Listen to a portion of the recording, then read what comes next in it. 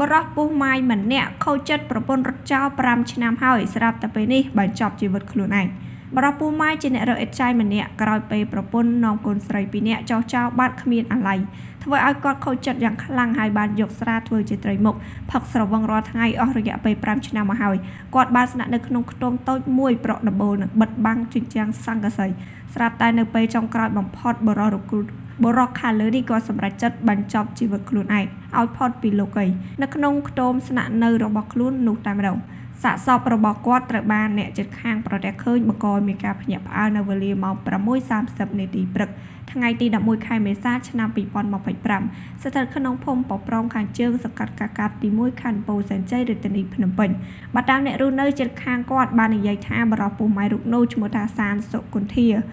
ហៅកងអាយុ47ឆ្នាំមករបរអេតចាយស្នាក់នៅក្នុងភូមិកើតហេតុខាងលើនេះនៅមានស្រុកកំណើតនៅភូមិទួលចានខាងលិច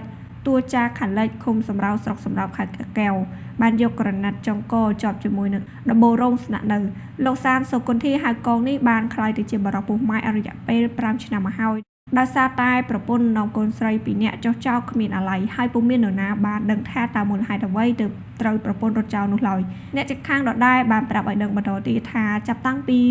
ក្រោយពេលដែលប្រពន្ធរត់ចោលកាលណាមកបានធ្វើឲ្យបរោះនោះខូចចិត្តយ៉ាងខ្លាំងហើយក៏បានយកស្រាធ្វើជាត្រីមុខគឺផឹកស្រវឹងរាល់ថ្ងៃតែម្ដងហើយបានស្នាក់នៅក្នុងរោងនោះតែម្នាក់ឯងប៉ុណ្ណោះប៉ុន្តែទោះបីជាយ៉ាងណាបរោះនេះបានខំប្រឹងតស៊ូរស់ដោយប្រកបរបររើអេតចាយដើម្បីចិញ្ចឹមជីវិតខ្លួនឯងរាល់ថ្ងៃដូចជាអ្នកដទៃដែរតែទោះជាខូចចិត្តយូរមកហើយពុំដែលឃើញគាត់ចង់ស្លាប់ម្ដងណាឡើយស្រាប់តែពេលនេះបែរជាចង់កសម្លាប់ខ្លួនបែបនេះទៅវិញប្រភពខាងលើនេះបានឲ្យដឹងបន្តទៀតថានៅវេលាព្រឹកថ្ងៃកាន់ហេតុអត់ឃើញគាត់ចេញក្រៅសោះប៉ុន្តែឃើញទ្វារខ្ទមដែលគាត់ស្នាក់នៅនោះចំហខណៈនោះពួកគាត់ដែលជាអ្នកជិតខាងដើរបានអើតទៅមើលក៏បានដើរទៅអើតមើលក៏ស្រាប់តែឃើញបរោះនោះស្លាប់បាត់ទៅហើយទើបស្រែកប្រាប់តគ្នាឲ្យទៅជួយមើលបង្កឲ្យមានការភ្ញាក់ផ្អើលទាំងព្រឹកហើយសង្ស័យមូលហេតុដែលខូចចិត្តនឹងប្រពន្ធរត់ចោលហើយទើបបរោះនោះដាច់ចិត្តសម្លាប់ខ្លួនបែបនេះក្រោយពេលកាន់ហេតុពួកគាត់បានផ្ដល់ដំណឹងដល់គ្រួសារសាច់ញាតិបរោះនោះនៅឯខេត្តតាកែវដើម្បីទៅទទួលយកសពទៅធ្វើបន់តាមប្រពៃណីឬក៏រាយការណ៍ជូននគរបាលប៉ុស្តិ៍កាកាត់ទី1ឲ្យចុះត្រួតពិនិត្យនិងចាត់ចែងជាក់ស្ដែងតាមជំនាញបរិសុទ្ធខ្មែរអ៊ីស្លាមម្នាក់ដែលពោលពាក្យប៉ះពាល់យ៉ាងធ្ងន់ធ្ងរដល់តម្លៃស្ត្រីបានចេញមុខសុំទោសជាសាធារណៈក្រសួងកិច្ចការនារីអគ្គស្នងការនគរបាលជាតិនិងសមាគមខ្មែរអ៊ីស្លាមនៅថ្ងៃទី10ខែមេសាឆ្នាំ2025បានសហការគ្នាអញ្ជើញម្ចាស់គណនី Facebook Page ឈ្មោះថាសេតប៉ូមកសាកសួ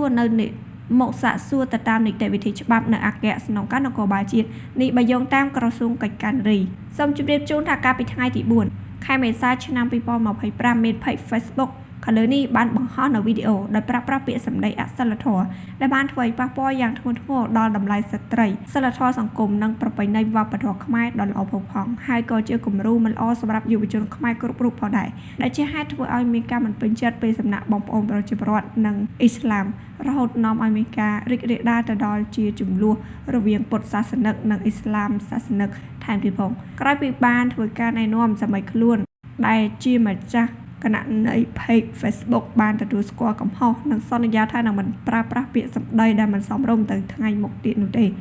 គណៈកម្មាធិការក៏សូមអរគុណចំពោះប្រជាពលរដ្ឋគ្រប់រូបរួមទាំងស្ថាប័នពាក់ព័ន្ធទាំងអស់ដែលតែងតែយកចិត្តទុកដាក់ការពារនិងលើកតម្កើងនូវកិត្តិយសនិងសេចក្តីថ្លៃថ្នូររបស់ស្ត្រី